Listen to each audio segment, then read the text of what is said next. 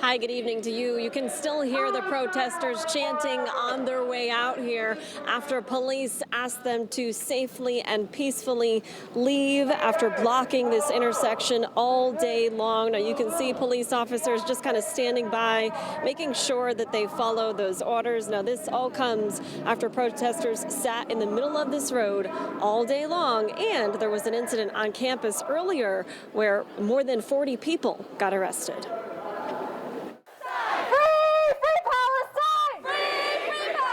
Yale University students and some community members chanting loud and clear for Free Palestine.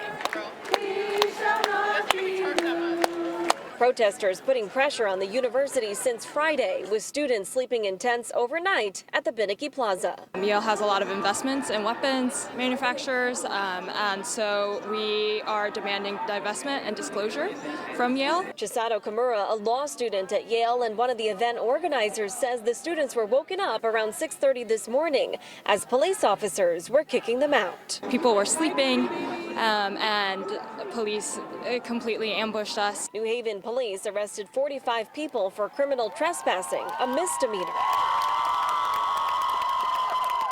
Our cameras capturing those students being taken to the police department in shuttles to be released later on.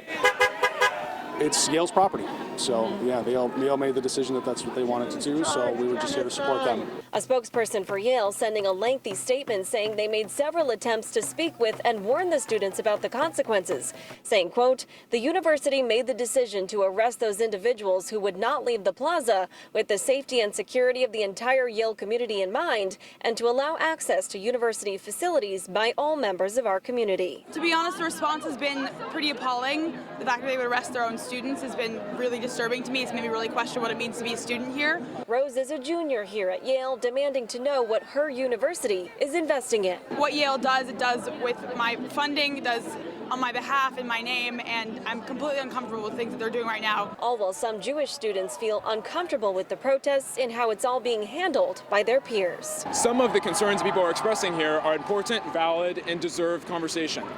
But the way in which they're expressing them is creating a hostile and an anti-Semitic environment on campus.